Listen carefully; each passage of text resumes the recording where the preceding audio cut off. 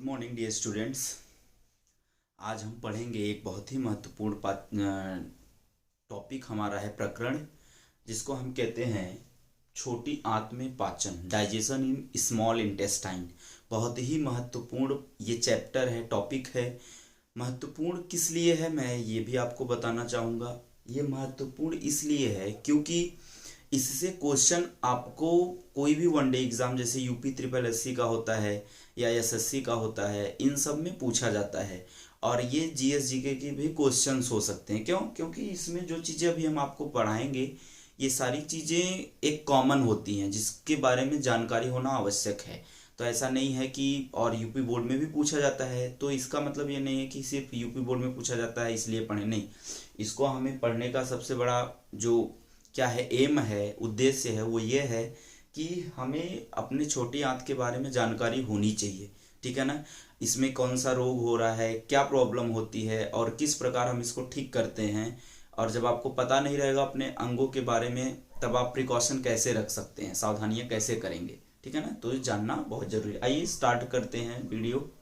देखिए, क्लास को स्टार्ट जब हम करेंगे तो हम शुरू करते हैं, क्लास को स्टार्ट करते हैं तो हम पहले पढ़ेंगे इसमें छोटी आंत जो होती है, ये छोटी आंत की जो बनावट होती है उसमें हमने आपको बताया था उंगली नुमा संरचना पाई जाती है। और ये पाचन और अवशोषण मतलब डाइजेशन और एब्जॉर्प्शन दोनों का काम करते हैं।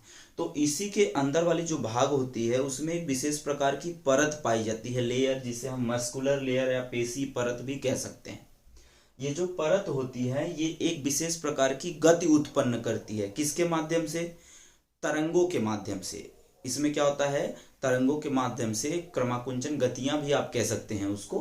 ठीक है ना, जो उत्पन्न करती हैं। और ये देखिए, ये जो गतियां आंत में उत्पन्न होती हैं ये आंत में पाए जाने वाले विभिन्न श्रावण, जैसे अभी आप पढ़ेंगे कि आंत में बहुत प्रकार के श्रावण होता है, उसमें बहुत सारी चीजें सिक्रीट होती हैं, निकलती हैं। तो उससे जो भोजन है जो आमाशय से छोटी आंत में गया है उसको मिक्स करने में क्या करती हैं ये गतियां, सहायता प्रदान करती हैं। ठीक है।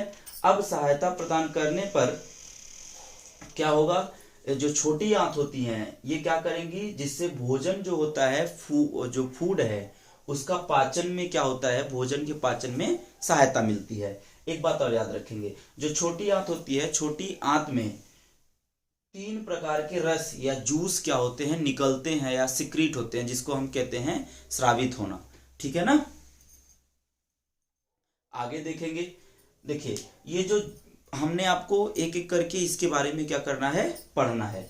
देखिए, जैसे पहला हो गया पैनक्रियाटिक जूस, जिसको हम अग्नाशयी रस कहते हैं। अभी प्रीवियस वाले वीडियो में अग्नाशय के बारे में थोड़ा बहुत बताया है, और आगे जब हम सिक्रीशन पढ़ेंगे, श्रावण पढ़ेंगे, विभिन्न प्रकार के हार्मोन्स और उसका, तो वहां पर क्लियर हो जाएगा। देखिए, ये जो पैनक्रियाटिक जूस है, अग्नाशयी रस है, ये कहां से निकलेंगे, आपको याद होना चाहिए, ये अग्नाशय से निकलेंगे।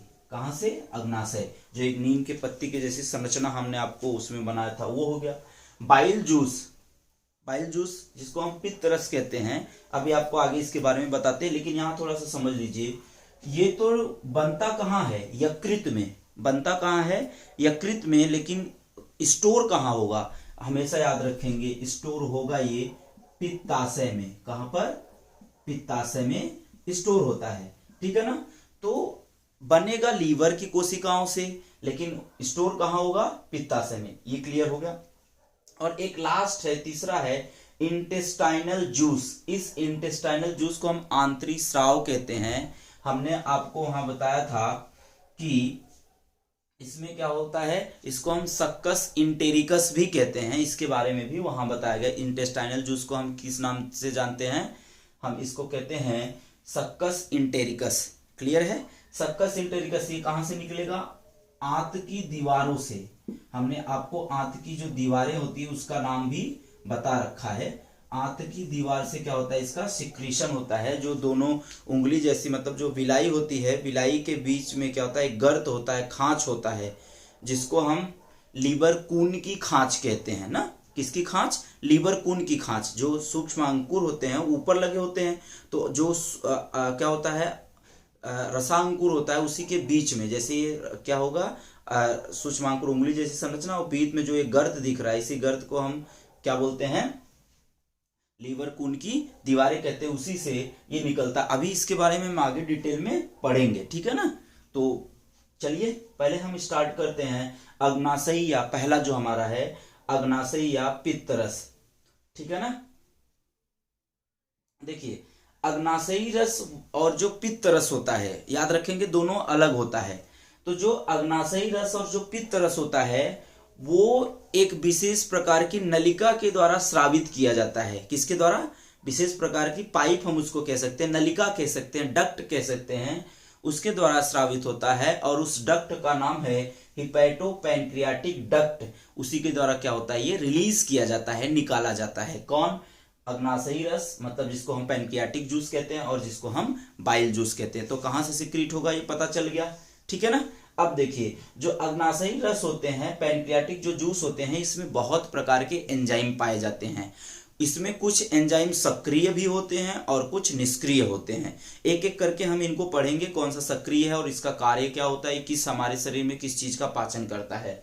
देखिए जैसे जो अग्नाशयी रस होता है या पैनक्रियाटिक जो जूस होता है, इस पैनक्रियाटिक जूस में आपको पता है ट्रिप्सिनोजेन, काइमोट्रिप्सिनोजेन और प्रोकार्बोक्सी पेप्टाइडेज, ये जो तीनों एंजाइम आप देख रहे हैं, ये तीनों एंजाइम क्या हैं, निष्क्रिय अवस्था में है। किस अवस्था में? निष्क्रिय अवस्था में। अभी आगे बताएंगे ये सक्रिय कब होगा, ठीक है ना। तो यहां देखिए लिखा है ये सभी एंजाइम क्या है, इनएक्टिव एंजाइम होते हैं।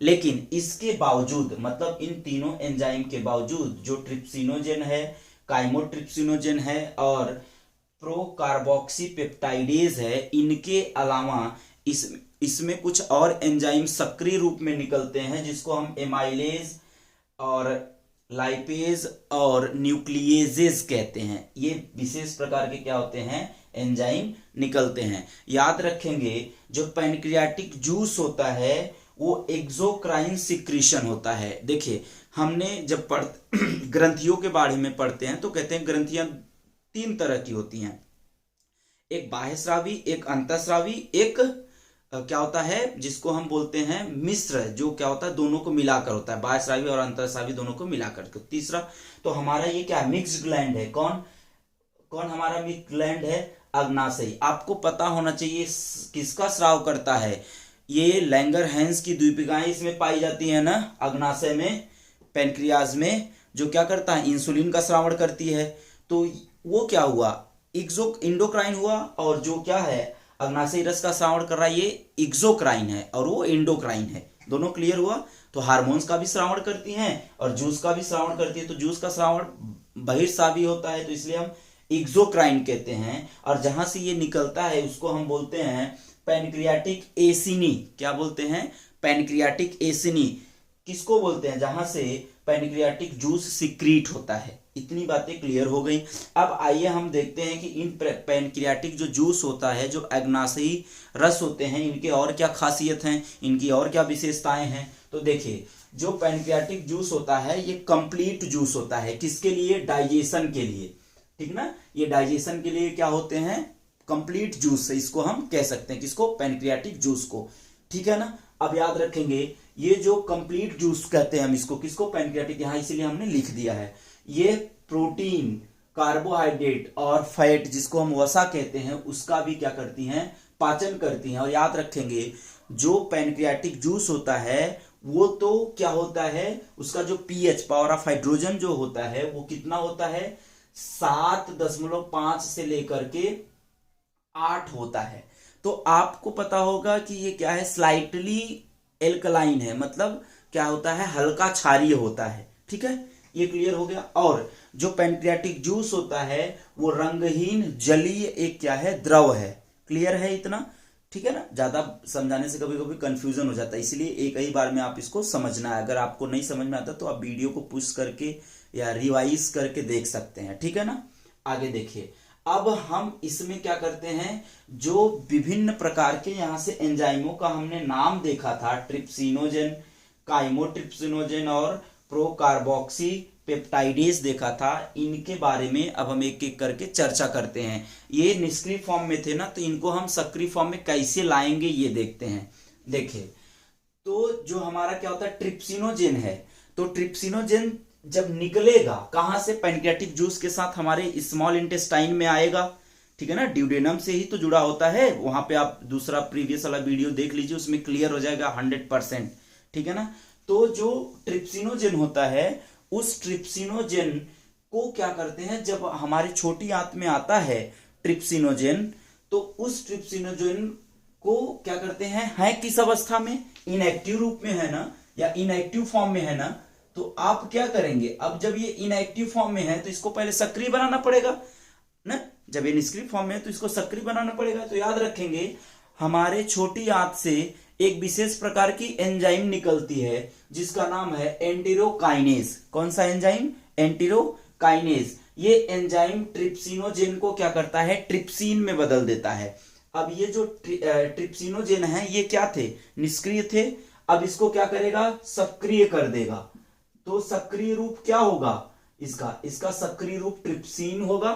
और एक चीज, अब ये जो ट्रिप्सिन है, इसी ट्रिप्सिन का पूरा खेल है। जैसे अब जो क्या है, यहां पर आपने देखा था कि एक और है ना, काइमोट्रिप्सिनोजेन है, तो अब काइमोट्रिप्सिनोजेन को यहां पर देखिए, जो काइमोट्रिप्सिनोजेन है, अब इस काइमोट्रिप्सिनोजेन को सक्रिय कौन करेगा, ये भी इनएक्टिव रूप है, इनएक्टिव फॉर्म है, ठीक है ना। ये निष्क्रिय ये भी हैं, लेकिन इनको सक्रिय कौन बनाएगा, इनको सक्रिय बनाने के लिए जो यहां पर ट्रिप्सिन बना था, उसी ट्रिप्सिन को हम डाल देंगे। अब जब हम ट्रिप्सिन को डालेंगे तो ये काइमोट्रिप्सिन में बदल जाएगा, ठीक है ना। काइम जानते हैं, काइम नाम सुना है, जो क्या होता है, पेट में आता है। इतनी बातें क्लियर हो गई, किसमें, काइमोट्रिप्सिन में। ट्रिप्सिन किसको बदल रहा है, काइमोट्रिप्सिन में, याद रखेंगे हमेशा, काइमोट्रिप्सिनोजेन को बदल रहा है काइमोट्रिप्सिन में। कौन, ट्रिप्सिन। इतनी बात क्लियर हो गई। अब ये जो काइमोट्रिप्सिन है ये तो बन गया। अब इसके बाद जो प्रोकार्बोक्सी पेप्टाइडेज है, ये भी तो एंजाइम है, लेकिन निष्क्रिय रूप में है, ठीक है, सॉरी क्या, हाँ, निष्क्रिय रूप में है। तो ट्रिप्सिन इसमें भी जब ऐड होगा तो ये कार्बोक्सी पेप्टाइडेज में क्या होगा, कन्वर्ट हो जाएगा। अब देखिए, जब हम छोटी क्या पढ़ा थे, आमाशय में पाचन पढ़ा रहे थे, तो वहां पर बताए थे कि प्रोटीन का आंशिक पाचन होता है, और वो प्रोटीन जो पचता है वो बदल जाता है प्रोटीन्स, पेप्टोन्स और किसमें बदलेगा, प्रोटीएज में। अब इसमें ये जो तीनों एंजाइम लगे हैं, इसमें जो तीनों एंजाइम को हमने सक्रिय किया है, ये एंजाइम ट्रिप्सिन, काइमोट्रिप्सिन और कार्बोक्सी पेप्टाइडेज, ये बदल जाएगा। ये क्या होगा, ये जो तीनों एंजाइम है, ये तीनों एंजाइम प्रोटीन को, पेप्टोन्स को और प्रोटीएजेस को बदल देगा डाइपेप्टाइज में। ये सरल रूप है ना, प्रोटीन का क्या है, ये सरल रूप है, ठीक है।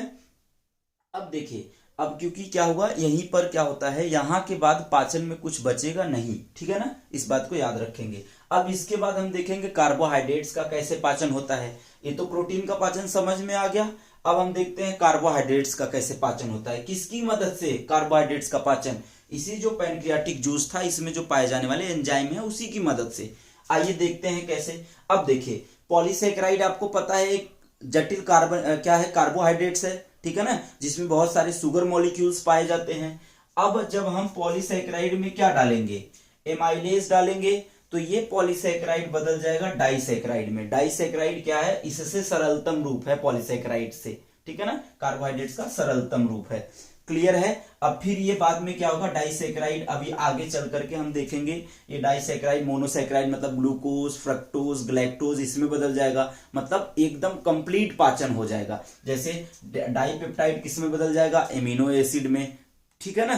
तो अब एमिनो एसिड क्या है, प्रोटीन का सरलतम रूप है। और आपको ये पता होना चाहिए डाइजेशन का मतलब क्या होता है, जब हम कॉम्प्लेक्स, जटिल से कहां चलते हैं, सरल, सिंपलेस्ट की तरफ चलते हैं ना, इसी को तो डाइजेशन कहते हैं। तो यहां पर क्या होगा, हम कॉम्प्लेक्स से क्या होता है, कॉम्प्लेक्स से सिंपल की तरफ ही तो चल रहे हैं। आगे देखिए, अब हम पढ़ेंगे फैट का।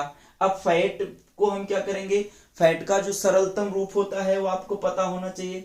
क्या है, डाइग्लिसराइड है और मोनोग्लिसराइड है। तो लाइपेज की सहायता से क्या होगा, ये बदल जाएंगे डाइग्लिसराइड और किसमें, मोनोग्लिसराइड में। कहेंगे सर एमाइलेज, कौन एंजाइम इसको पॉलीसेकेराइड को डाइसेकेराइड में कौन बदल रहा है, एमाइलेज।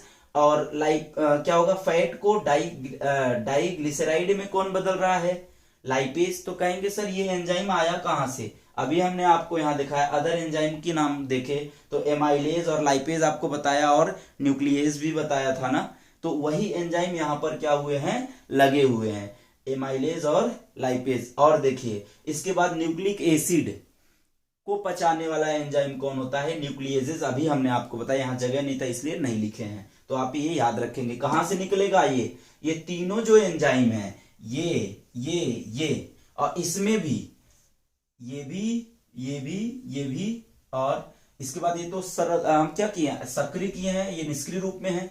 ये सब कहां से निकल रहे हैं, ये सब किसके साथ पाए जा रहे हैं, याद रखेंगे हमेशा, किसके पास, पैनक्रियाटिक जूस के पास साथ पाए जा रहे हैं। क्लियर है, आगे चले। अब देखिए हमारा पहला क्लियर हो गया क्या, अग्नाशय रस, अग्नाशय रस क्लियर हुआ। अब हम पढ़ेंगे क्या, पित्त रस, बाइल जूस। दूसरा पढ़ेंगे बाइल जूस। देखिए ये बाइल जूस क्या होता है, सिक्रीट तो होता है कहां से, लीवर से। कहां से, लीवर से, मतलब लीवर की कोशिकाएं पित्त रस का निर्माण करती हैं। अभी बताया आपको, यहां पर भी बताया, ठीक है ना।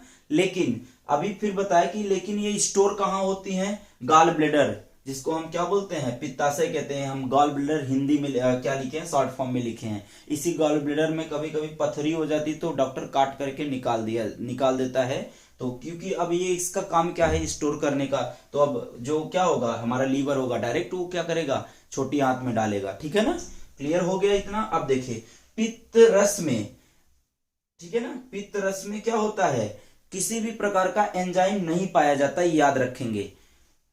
अग्नाशयी रस में एंजाइम पाया जाता है, अग्नाशयी रस में मतलब पैनक्रियाटिक जूस में एंजाइम पाया जाता है। बाइल जूस में एंजाइम नहीं पाया जाता है, 100% नहीं पाया जाता। इंटेस्टाइनल जूस में भी एंजाइम पाया जाता है। मतलब ये जो क्या होते हैं, छोटी आंत में सिक्रीट होने वाले जो विभिन्न प्रकार के जूस हैं, रस हैं, उनमें से सिर्फ बाइल जूस ही ऐसा है जिनमें एंजाइम नहीं पाया जाता। बाकी सब में एंजाइम क्या होंगे, और ये दोनों में एंजाइम पाए जाएंगे। क्लियर है, आगे देखिए यहां पर लिखा गया है क्या, कि पित्त रस में क्या होते हैं, किसी भी प्रकार का एंजाइम नहीं पाया जाता। लेकिन बाइल जो क्या होता है, पित्त रस होते हैं, इसमें पित्त रंगा, जिसको हम बाइल पिगमेंट कहते हैं, इसको रंगा कहीं लिखा होगा, कहीं रंग लिखा होगा, ठीक है। तो वो दोनों एक ही है। होता क्या, कलर, रंगा का मतलब क्या होता है, कलर, याद रखेंगे। ठीक है, तो अब ये जो क्या होता है, बाइल पिगमेंट है, ये बाइल पिगमेंट कौन कौन सा, हमेशा याद रखेंगे, बिलिरुबिन और बिलिवर्डिन।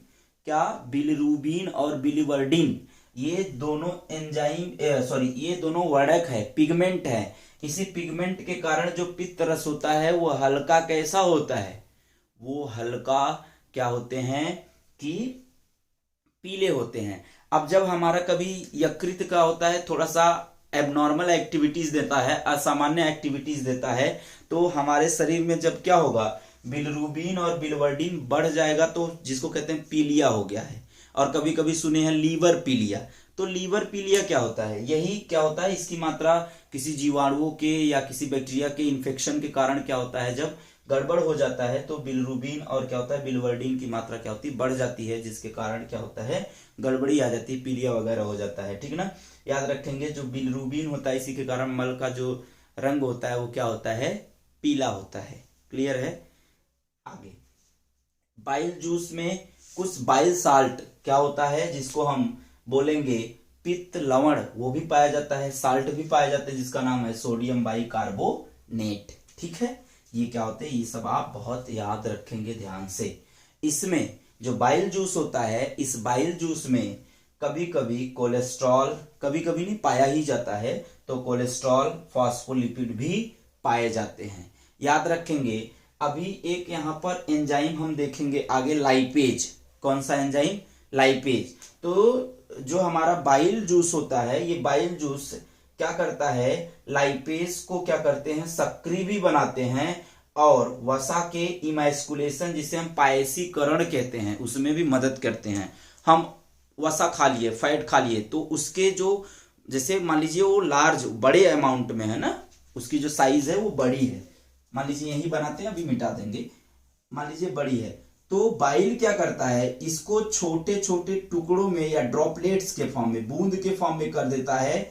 इसी प्रक्रिया को हम पाइसीकरण या इमैस्कुलेशन कहते हैं। क्या बोलेंगे, इमैस्कुलेशन नहीं, इमल्सिफिकेशन, यहां देखिए लिखा है, इमैस्कुलेशन नहीं इमल्सिफिकेशन कहेंगे। फिर से बोल रहा हूं, सॉरी गलती हो गई वहां पर थोड़ा सा, इमैस्कुलेशन नहीं बोलेंगे, इमल्सिफिकेशन या पायसीकरण कहेंगे। किसको, जब वसा का जो बड़ा वाला बूंद होता है, मतलब जो बड़ा ड्रॉपलेट्स होते हैं, साइज होते हैं, उसको छोटे छोटे साइज या छोटे छोटे क्या होंगे, टुकड़ों में क्या होगा, या बूंदों में विभक्त कर दिया जाता है, बदल दिया जाता है। उसी प्रक्रिया को हम क्या बोलते हैं, इमल्सिफिकेशन या पायसीकरण कहते हैं। तो वसा का पायसीकरण कौन करता है, बाइल जूस करते हैं। लाइपेज को सक्रिय कौन करता है, बाइल जूस करते हैं, याद रखेंगे। तो ये भी क्लियर हुआ। अब हमारा लास्ट बचता है कौन सा, इंटेस्टाइनल जूस। देखिए आइए पढ़ते हैं इंटेस्टाइनल जूस को। देखिए इंटेस्टाइनल जूस को हम सक्कस इंटेरिकस के नाम से जानते हैं। कहां से निकलता है, लीवर कून की दरारों से निकलता है, अभी आपको बताया। तो उस लीवर कून की दीवारों में कुछ विशेष प्रकार की कोशिकाएं पाई जाती हैं, जिसको ब्रूस बॉर्डर सेल और ग्लोबोट सेल कहते हैं। ये दोनों क्या करते हैं, एक विशेष प्रकार के म्यूकस का सिक्रीशन करती है, जिसे हम रस भी कह सकते हैं, और यही इंटेस्टाइनल जूस या सक्कस इंटेरिकस का फॉर्मेशन करता है। अब ये जो सक्कस इंटेरिकस या जो क्या होता है, इंटेस्टाइनल जो जूस होता है, इनका जो पीएच होता है वो 7.6 होता है, मतलब आंशिक रूप से या कम क्या होते हैं, क्षारीय होते हैं। ठीक है, और देखिए इनमें भी क्या होता है, एंजाइम पाया जाता है, और एंजाइम की कतार भी आप देख लेंगे। पहला डाइपेप्टाइडेज, दूसरा क्या माल्टेज, तीसरा लैक्टेज, चौथा सुक्रेज, और पांचवा जो है वो न्यूक्लियोटाइडेज, और जो हमारा सातवां है, छठवां है, वो क्या है, लाइपेज। लाइपेज को सक्रिय कौन करेगा, अब सब छोटी आंत में ही पाए जा रहे हैं, तो ये भी तो है छोटी आंत में, छोटी आंत में बाइल जूस भी तो निकल रहा है, और यही बाइल जूस क्या करता है, लाइपेज को सक्रिय करता है। और बाकी आप अच्छे से जानते हैं कि ये सबको क्या किया है, पहले से कौन सिक्रीट किया है, किसके साथ निकले हैं, सक्कस इंटेरिकस के साथ निकले हैं। तो आइए देखते हैं, जैसे हमने यहां पर डाइपेप्टाइड लिया था ना, अभी देखो डाइपेप्टाइड, कौन, पेप्टोन या प्रोटीएज, मतलब प्रोटीन को तोड़ा था तो हमें डाइपेप्टाइड मिला था। ये क्या है, पार्शियली हाइड्रोलाइज्ड क्या है, प्रोटीन है, मतलब आंशिक रूप से पचे हुए प्रोटीन है, पूरी तरह से नहीं पचा हुआ है। तो जब हम इसको डालेंगे तो डाइपेप्टाइड सरलतम रूप मिलेगा। अब इस डाइपेप्टाइड को फिर क्या करेगा, डाइपेप्टाइडेज जो एंजाइम होता है वो कन्वर्ट कर देगा एमिनो एसिड में। आपको पता होना चाहिए जो प्रोटीन होता है उसकी इकाई एमिनो एसिड होती है, और जो एमिनो एसिड है वो सरलतम रूप है, जो प्रोटीन है वो क्या है, जटिल रूप है। तो आप डाइजेशन का मतलब, फिर से आपको एक बार हम रिपीट कर रहे हैं, डाइजेशन का मतलब क्या होता है, डाइजेशन का मतलब होता है जब हम किसी भी भोज्य पदार्थों को, जटिल भोज्य पदार्थों को सरल भोज्य पदार्थों में एंजाइम की मदद से क्या करते हैं, कन्वर्ट कर देते हैं, परिवर्तित कर देते हैं। उसी प्रक्रिया को हम क्या बोलते हैं, डाइजेशन कहते हैं, पाचन कहते हैं। और इसमें कुछ विशेष प्रकार के एंजाइम तो लगते ही लगते हैं, इसमें ऑक्सीजन की भी आवश्यकता पड़ती है। तो ठीक है, तो अब यहां देखिए एमिनो एसिड बन गया, मतलब प्रोटीन का कंप्लीट पूरी तरह से पाचन हो गया। आगे माल्टोज, ठीक है। अब ये जो माल्टोज है, इस माल्टोज को क्या करेंगे, माल्टेज एंजाइम की सहायता से, कहां है माल्टेज एंजाइम, पेट में ही है ना, पेट मतलब स्मॉल इंटेस्टाइन में। अब ये maltase glucose plus glucose, maltase क्या है, थोड़ा सा जटिल रूप है, किसका जटिल रूप है, डाइसैकेराइड का, डाइसैकेराइड का।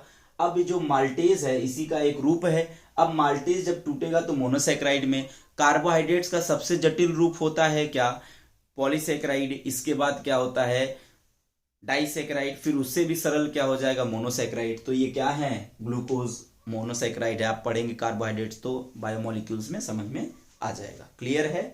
आगे लैक्टोज, क्या है, लैक्टोज।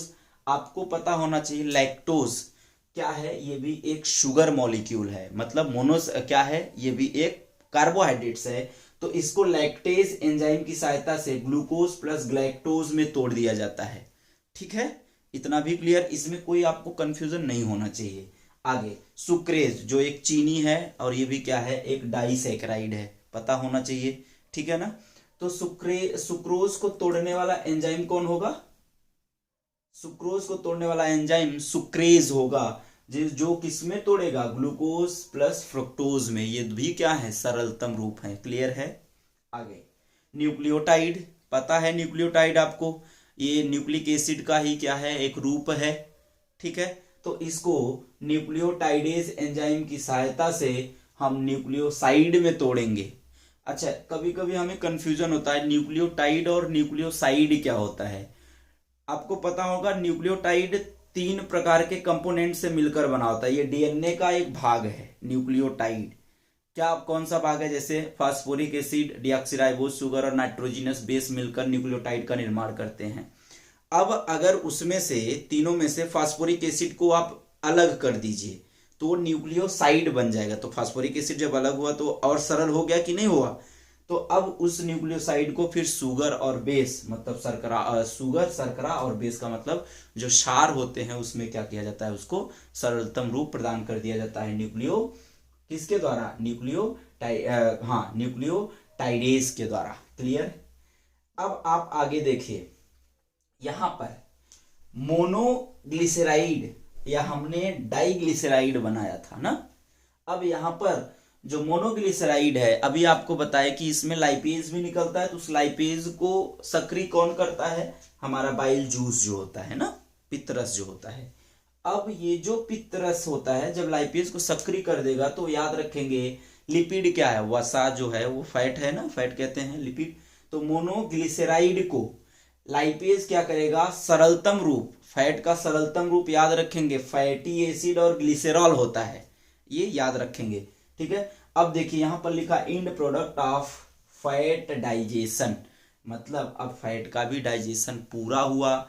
यहां पर हमने देखा एमिनो एसिड का डाइजेशन, मतलब प्रोटीन का डाइजेशन पूरा हुआ। यहाँ हमने देखा शुगर का डाइजेशन पूरा हुआ, यहाँ पर ग्लूकोज और फ्रक्टोज। यहाँ हमने न्यूक्लिक एसिड का डाइजेशन पूरा देखा और यहाँ फैट का डाइजेशन पूरा देखा। मतलब जितने सारी चीज हम भोजन के रूप में लेते हैं उनका डाइजेशन पूरी तरह से छोटी आंत में ही हो जाता है, इसके बाद कुछ बचता नहीं है। अभी कुछ हम आपको तथ्य बताते हैं इनमें।